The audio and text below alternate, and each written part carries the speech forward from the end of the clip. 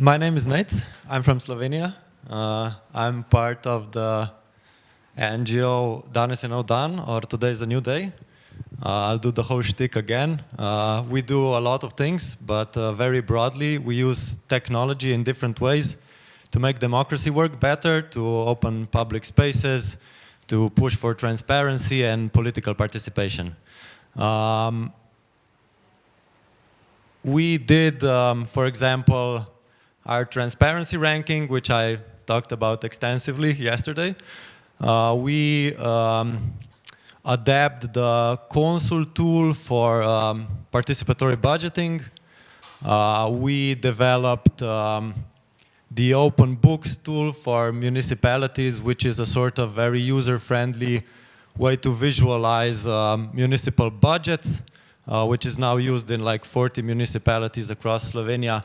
And most recently, we developed this public sector AI registry, which is a first of its kind sort of systemic overview of all the AI tools that are used by the Slovenian public sector.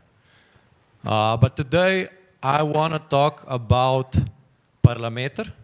But first, I'd like to present a story. For example, your city has a housing crisis. There's just not enough flats, right?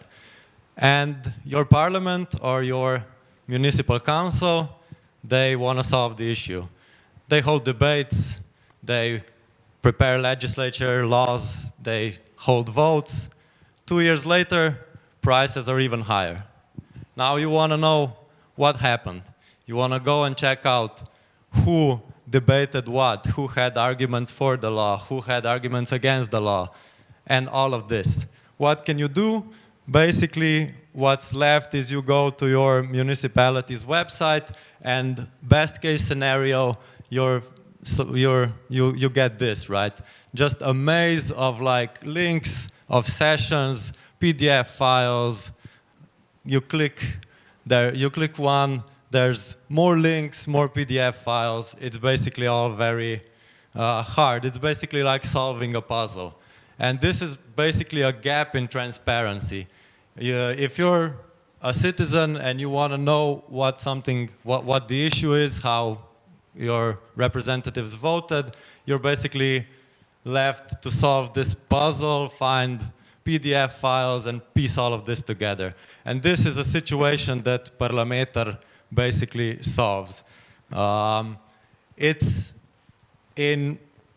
Very basically, it's a tool that analyzes transcripts and voting records of parliamentary sessions or municipal council sessions, and then it presents this data in a very user-friendly and interactive way.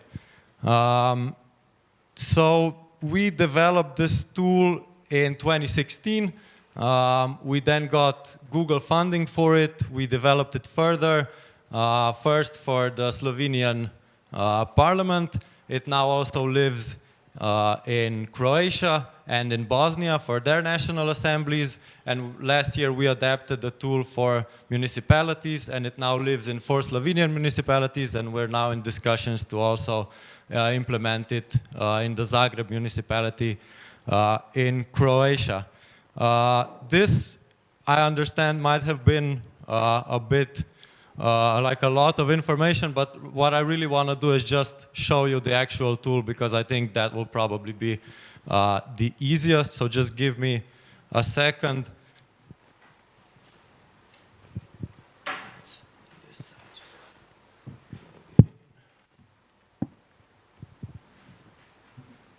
Alrighty, let's hope it works. Wait a moment, it will. All right, so I'm showing you the one for the Slovenian parliament, just because this is like the one that has for now the most sort of features. The more sort of transparent and open an organization is, the more features we can implement, right? And I'll discuss this later as well. But this is basically the home page.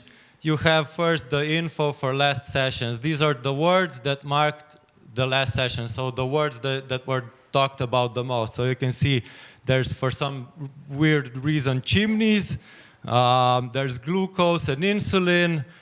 There's sugary, so you can sort of piece together what was kind of happening at the session, right? You can check the presence of the political parties at this session, and then you can check out votes for the last session. And then let's go, for example, a level deeper. You click on sessions. You have a list of parliamentary sessions. Let's choose one. And there you'll have all the, let me translate this for you, all the legislation that was discussed, if it was accepted, if it's still under consideration. You can click on specific amendments. You can go very interactively, check out the actual votes that were held at the session. You can click on a vote, for example. Let's hope it'll open it. Please open it. All right. All right, yes. And then you can check basically by name which MP voted, which one was absent. You can check by parliamentary groups who voted which way, and you can also check like how the government voted and how the opposition voted, right? There's also then like a transcript of the session. Again, you'll have the words. For example, they talked about detectives and cryptocurrency. What? And then you can go through the transcript here as well, which is by like the person who spoke, right? And then let's go and check so this is the MPs level. You can also go and check. This is something our media loves to use this tool for. It's basically every year they'll go, oh, who attended most of the sessions? And then they'll do an article about this. This guy, 100%. Let's see who the loser is. Oh, only 57%, right? And then they'll sort of smear him. Oh, he was only present. Like this. And then you have, like, for example, number of spoken words, which is again another thing that the media loves to use, but it basically tells you nothing. This guy, a very sort of young, right-wing, up-and-coming MP, 500,000 words. You can see he's very sort of wanting to discuss things, right? And then you can check who spoke the least words. You'll probably find, right, this guy, 4,000 in 3 years, which, you know, you do the math. He's probably like a government MP who doesn't really have anything else to do but vote yes, right? And then these are sort of things that you won't be able to find practically anywhere else. So no government body will do these analysis for you, but I'd say they do offer sort of an insight into processes, into votes, a new layer of transparency besides just the, you know, funky things like who was present. So this is then the I don't know why this doesn't translate, but this is then the parties level. So these are all the parties, how many seats in the parliament they have. You can check how often their MPs were present, and then how unified they vote, and like this, I don't think this works still. Then how many sort of questions they posed, how many amendments they proposed and stuff like that. All of these analysis the tool will make for you. Let's just pick, this is the biggest sort of, this is our very own mini Orban's party. And then you can click on the party and you'll have like some basic info, just who the representatives are. Let's translate this for you. How many parliamentary questions and initiatives they posed? Quite a lot. Depending on the average, they're pretty active. Their attendance over time, and basically all of their questions and initiatives are also here. There's two sort of tools we have planned, which are currently not implemented, but there's you can basically do email notifications. So you can say, I wanna learn every time somebody says corruption in the parliament, you'll put corruption here, and every morning you'll get an email, and you'll have like parts of transcripts by MP who said corruption or whatever other word you're particularly interested in, mother, guns, whatever. And then there's, we're also implementing sort of unity of voting, which is a number that will show you percentage-wise, for example, which MP votes, for example, which opposition MP votes with the coalition how many % of the time. So you can sort of check for moles, you know, which government MP all the time vote, or in 50% of the cases votes with the opposition and stuff like that. It'll just give you some overview. And what I guess potentially is maybe the best feature here is just this little search bar, which is, you know, you don't need to be like plugged into national politics or municipal politics all the time, you know. But for example, you're super interested in one aspect and you come here, you write, for example, guns, and it'll just show you all of the votes with guns, all of the mentions of guns, who discussed it, how they discussed it, and then you can very specifically just search by that example. Yeah, I think more or less I'd say that's it as far as the tool goes.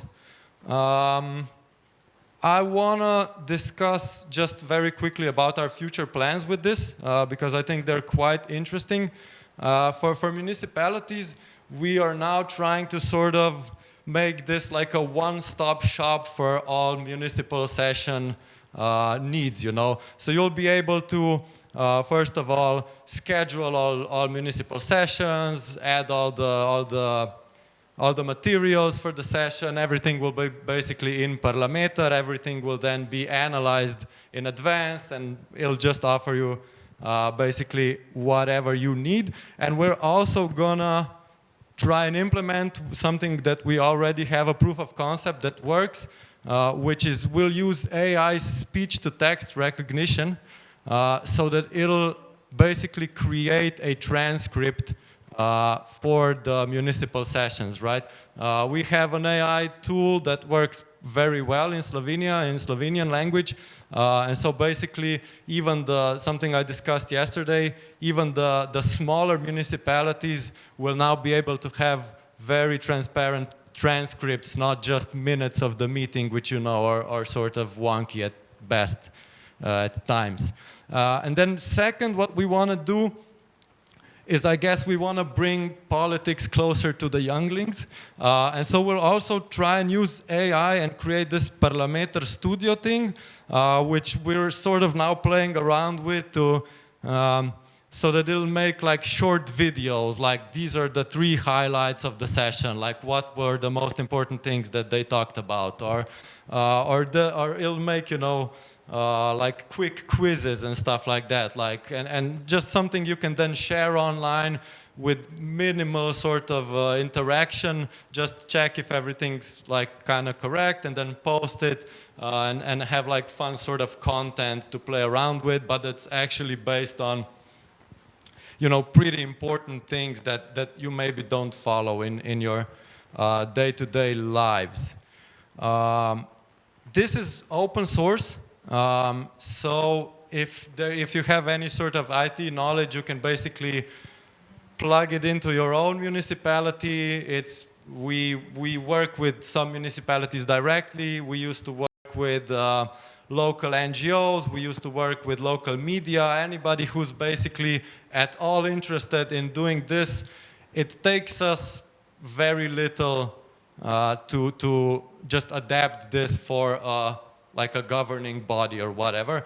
And then if the transcripts are in machine-readable format, perfect, you basically don't need to do anything. For example, we do that for our capital, Ljubljana, which has all the sort of transcripts and voting records in machine-readable formats. We just installed it, works by itself basically. We just double-check here and there if something gets broken, like a vote or whatnot. If not, it takes like a day or so per municipal session to manually input into our backend the transcript, the votes, and then it'll do the analysis by itself. So it's highly sort of, I mean, you can very simply integrate it anywhere, and yeah, we had pretty good experience with this.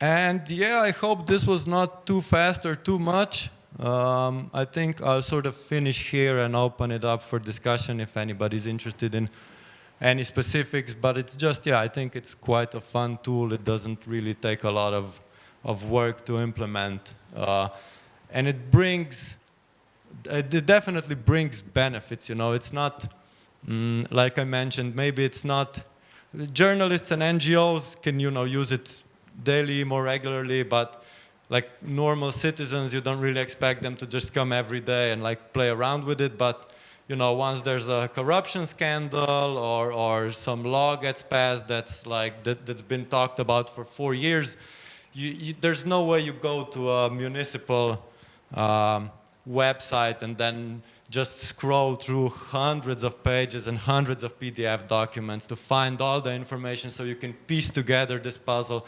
You don't want to play puzzle, you want to get to the point and see who, you know, who did the damage, you know, or so to say.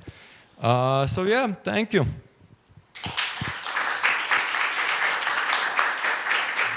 I don't know if I should I, maybe you can put there so there's my contact info and stuff like that. Questions? Yeah, thank you very much. It looks impressive. So my question is, I understand that you've made it with the Parliament. I wanted to ask you, is this their own software or it's yours?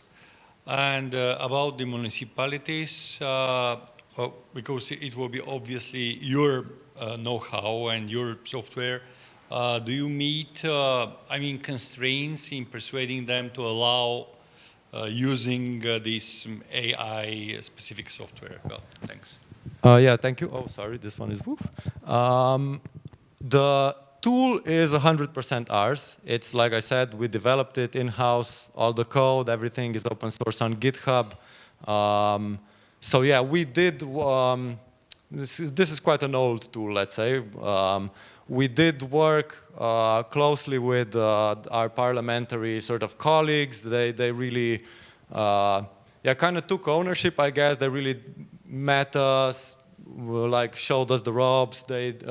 If we get like a corrupt file or anything, we always email them. They'll always work through it. They sort of are pretty happy with the tool, right? And so, yeah, it's ours. We worked with them, but it's completely separate. Municipalities. So the AI thing is not yet implemented. It's something we're kind of working on. But also the municipalities we do work with, they're pretty accepting to it. It's not like, the thing is that this doesn't show anything that doesn't already exist. It just makes it very much user-friendlier. And so it's like they're not hiding anything, so they do wanna work with us. It's like, sure, we'd like more of them to come, but I think it's sort of also, this is kind of what I guess mentioned yesterday, is like, oh, why does my neighbor have this, right? And then they'll call us and they'll say, our neighboring municipality has this.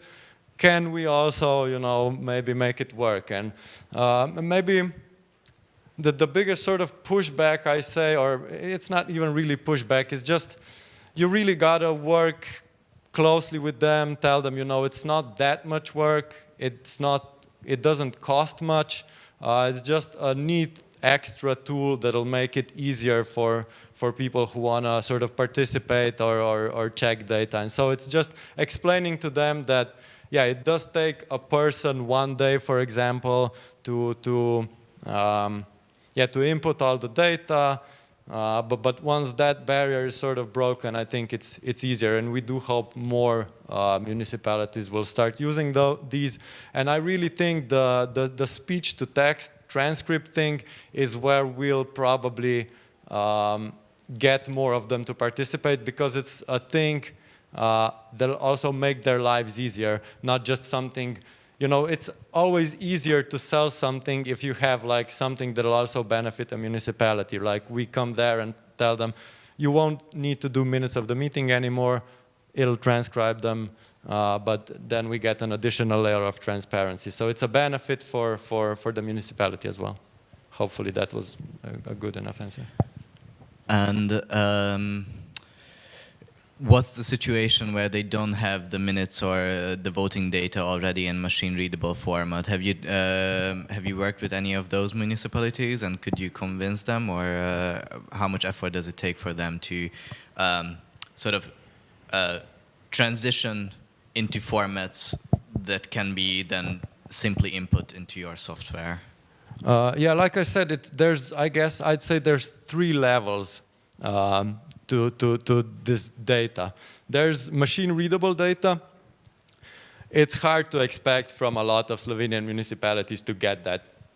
So we do allow that, and like I said, in the capital, it just basically parses through all the data, and it does everything by itself. And then there's 2 extra levels below that. There's municipalities where we can parse their website, so we can crawl through their website, because the data on their website is relatively well structured. And so that also kind of automatizes things with minimal involvement from someone from the municipality. And then there's the 3rd level, and we do also work with these municipalities where it's not machine readable, and it's also not very neatly sort of organized, right?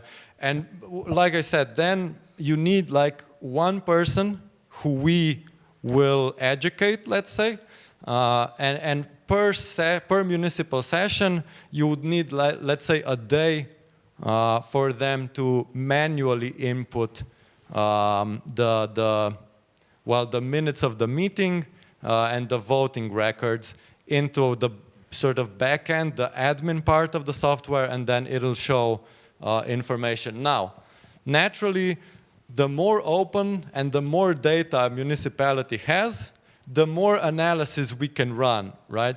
And the less data it has, the less we're able to sort of, so for example, for the national parliament, we're able to run all of these analysis. It'll show like the words that mark the session, the unity of voting, basically all of these next level analyses, right? And for the less open and transparent municipalities, it'll, for example, only show voting analyses, presence at the sessions, and whatever sort of minutes they have, So there's levels to it, right? And we try to, of course, encourage municipalities to be more open, more transparent, but you can't expect a 300 citizen municipality to put out machine-readable format transcripts. There's things they need to do before that. But hopefully our speech-to-text will then, so it's... We have some local NGOs here present today, and I was wondering if, you don't have a municipality that would be, I don't know, they're not in the partnership spirit, but there is a local NGO who would love to use your tool. Would that be possible? Of course. Our capital, absolutely not cooperative. We just decided that, so we work with a couple of municipalities who cooperate with us, and then for our capital, they really didn't want to have anything to do with us. It's run by this sort of sheriff guy, and so we just do it by ourselves. And so as long as you have an interested party that can find the information and input them in the admin part, then you can do anything. It doesn't even need to be an NGO, we worked with the local media outlet for one municipality. It can be a concerned citizen who has a day per municipal session to download all the data, input them in, and he can run it by himself.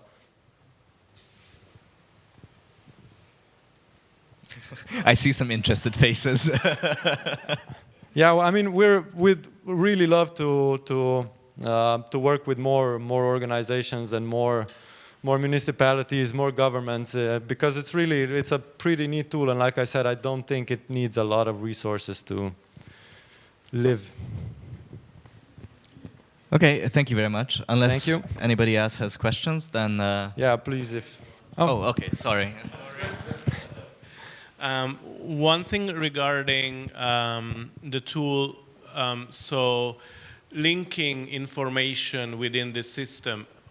First of all, do you, because I guess that's more connected to the AI part, but did you get this thing solved that, let's say, today or yesterday they spoke about random investment, and the tool can tell you in the last 5 years these were the sessions that probably matter in this case, because that would be, I think, to solve the puzzle, that would be kind of really useful stuff, that okay, these are the kind of suggested sessions to look at if you want to grasp the whole thing. And the other one is connecting it to different type of documents within the municipalities. So they, let's say, discuss the contract, and now here's the contract, here's the fulfillment, here's whatever information that in the ecosystem of documents within the municipality should match. Is it something that's realistic to have at some point? Yeah, I think the sort of connected thing we don't implement, but it's a very good suggestion, and I think it could be implemented just because the search works, you know. So if you're very interested in a specific thing and you input it in the search bar, you can then also sort of scroll through it. But I don't think we actually do the actual suggestions. And then the second part, sorry, I forgot.